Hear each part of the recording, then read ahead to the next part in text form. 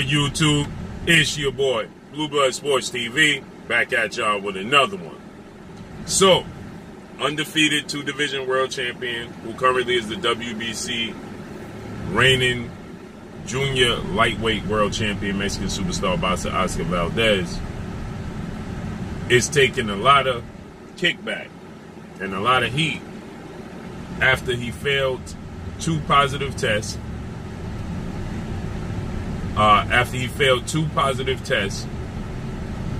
A sample and B sample, for amphetamine. I stated this. I said that the WBC, World Boxing Council, President Mauricio Suleiman, are doing him a disservice and his brand a disservice by allowing him to continue his fight September 10th against ROBSON and CONCEICAO.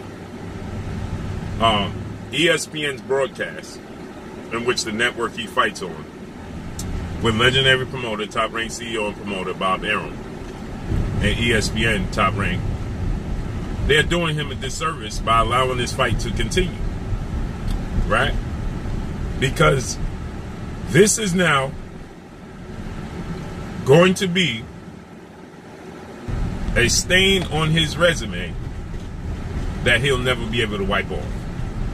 If he was to be removed from the fight, if the fight was to be postponed and Oscar Valdez was stripped of his title and there was a reaction to his actions and there was a punishment for his actions, then this is something that he could further in the future get away from.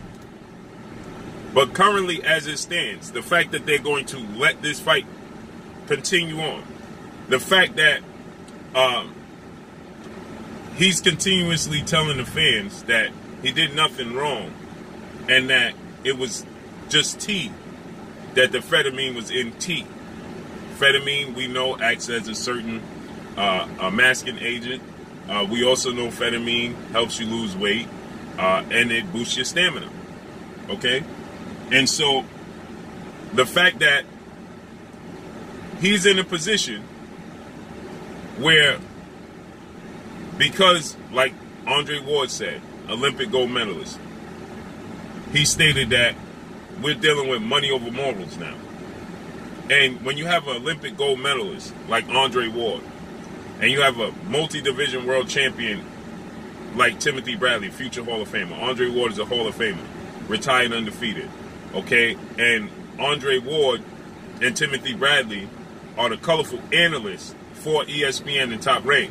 And you have the whole panel against this fight. You have the whole panel against the decision by the Boxing Commission to allow this fight to continue. You have the whole panel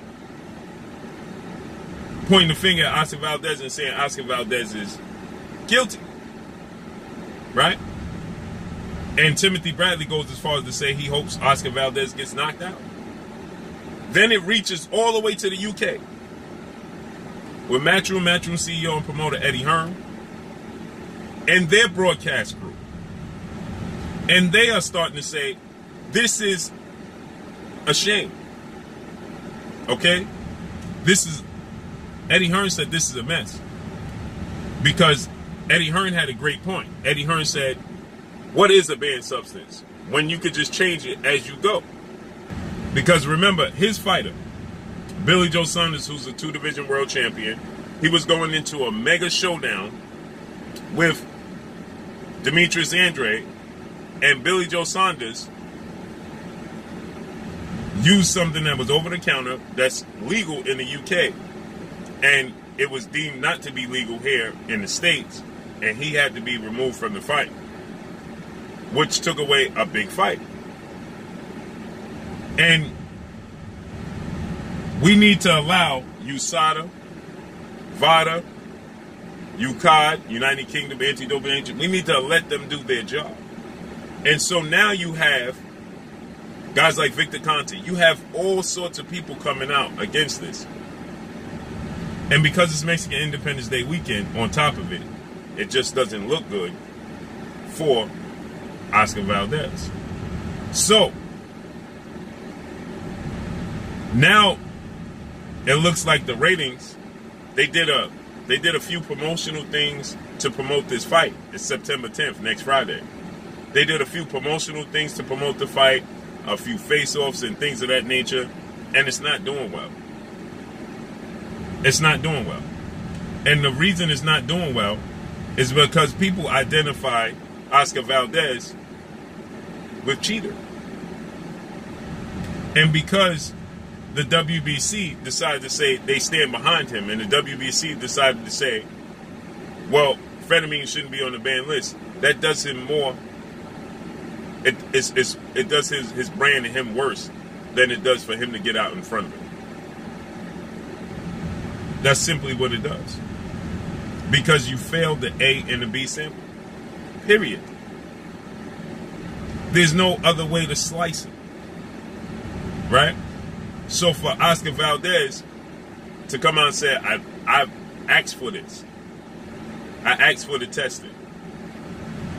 Well, then people are going to start to say, yeah, you asked for the testing because you knew you was going to get away with whatever you was taking anyway.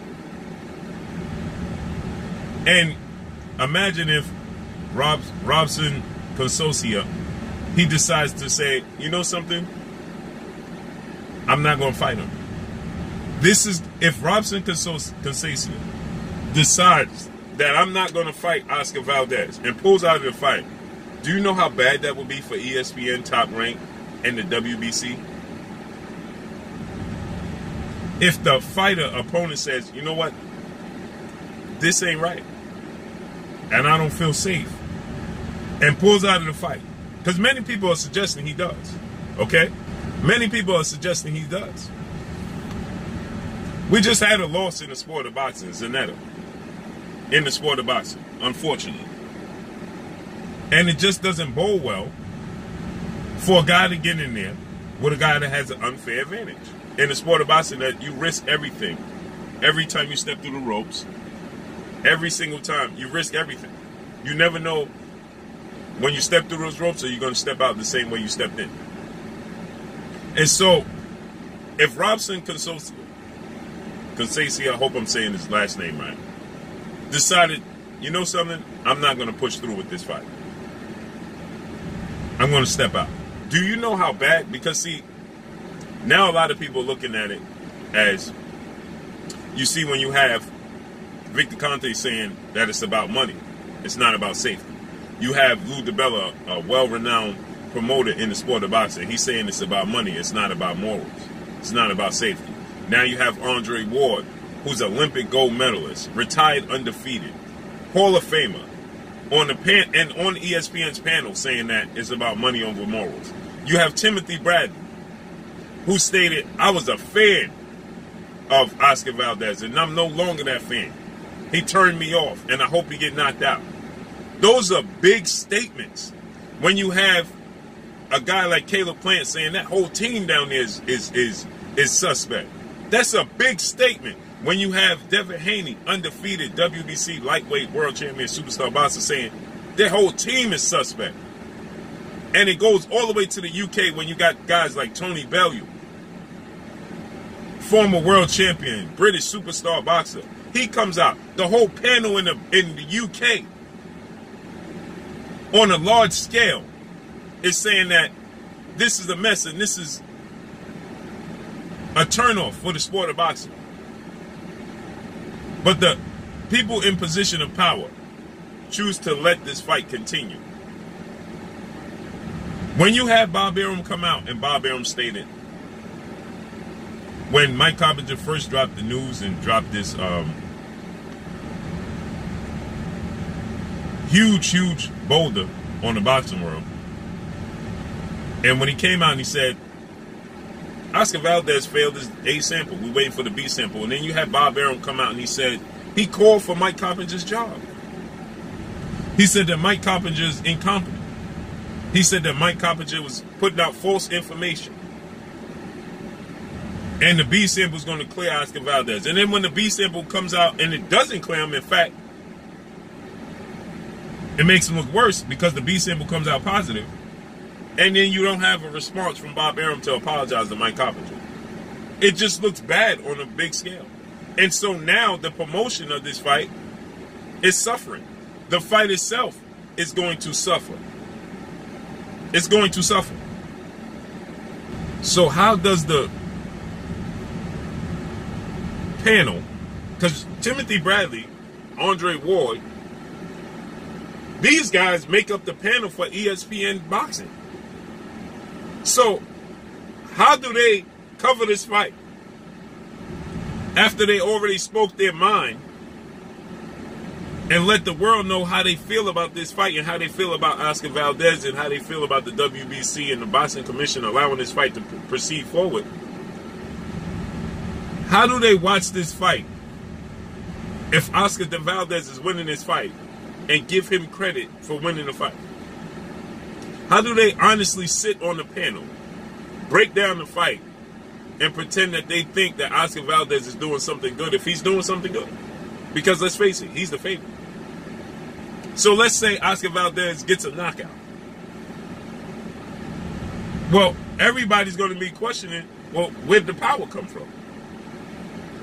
Because the first time you get caught is not the first time you committed the act. It's just the first time you got caught. So now it puts into question the biggest win in his career against Miguel Bichel when he moved up to 130 for 126 and challenged essentially the boogeyman at 130. Miguel Bichel, 38 wins, 1 loss, 34 big wins by way of knockout. Hadn't lost in 7 years, knocking everybody out on a big scale. Was the bigger man, the bigger puncher, and he was the one that was getting out big punched. Oscar Valdez was the big puncher in that fight. Surprising to many. He was an underdog for a reason. Now you have upsets in the sport of boxing all the time, but he was an underdog for a reason. And he didn't just win the fight. He did it in a spectacular fashion. He dominated Miguel Bichel at Miguel Bichel's game. Brutally knocking Miguel Bichel out. So that has to put a question and a damper in everybody's mind and say, what was he doing when he fought Miguel Bichel? So now, I'm pretty sure now they're going to attempt to hide the ratings, but they can't. It's already been revealed. It's doing its lowest numbers of the year. The rating for this fight, of any top-ranked ESPN event, this fight is doing its lowest numbers of the year. And that's not a coincidence. And I would be surprised, or should I say, I would not be surprised if miraculously the WBC said, well, we got to take a stand. Because the pressure is mounting. And the pressure is not just mounting on Oscar Valdez, the pressure is also mounting on ROBSON CONCEICAO. So see, the pressure is not just on Oscar Valdez, WBC, ESPN, top-ranked Bob Arum. The pressure is on ROBSON CONCEICAO. Because the boxing world is going to put pressure on him. Now, we understand financially, you know, he needs to get his revenue, right? Nobody going to take care of his family but him, right?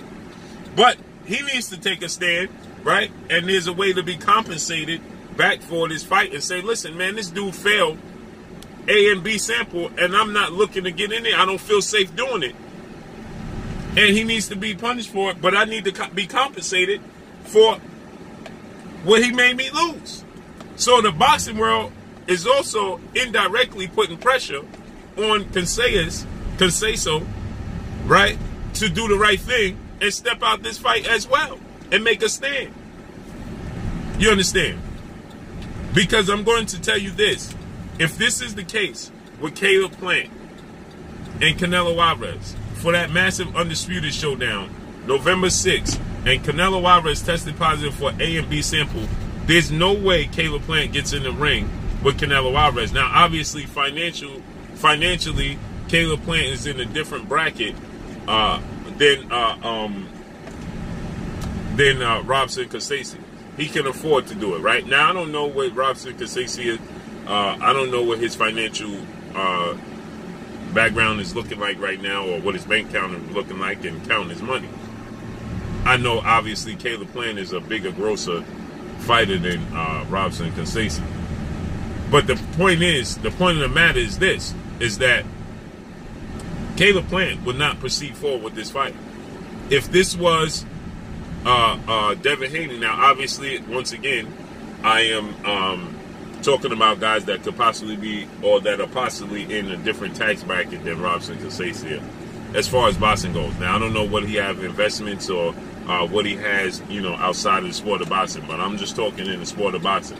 They're in a different tax bracket than him, right? So obviously they can afford to make certain decisions that he possibly simply can't make, right? But nonetheless, the boxing world is putting pressure on him to do the right thing and step out of this fight. Because if he allows this fight to proceed forward, right, he is just as guilty as everybody else, because he's doing it for the money.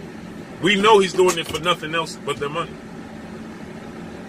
And that is a problem. So top-ranked ESPN, they're doing the worst numbers that, as far as any event they put on this year, according to the promotional, according to my sources, their numbers are suffering right now, and it's no coincidence. And the numbers they will get will be based off of the fact that everybody wants to hear what the panel, Andre Ward, Timothy Bradley, they want to hear what they have to say about this situation. So they'll tune in for that. But the fight itself, people are not going to support it, as they should not. So let's see how this unfolds and plays out. Make sure you hit the like button. Drop a comment in the comment section. Let me know what y'all think. Y'all already know what it is. It's your boy Blue, Blue Blood Sports TV. Hate, like, comment, and subscribe. If you haven't subscribed, hit the subscribe button. Hit the like button. Hit the bell icon to get all the new notifications. Follow me on Instagram at Blue Blood Sports TV, all one word. Y'all already know what it is. Shout out to the entire LDBC. Shout out to New Media. Shout out to Black Media Road. Make sure you like and share these videos. That's all I got for y'all. Peace. Hi, my name is Heather the Heat Hardy, and you're watching Blue Blood Sports TV.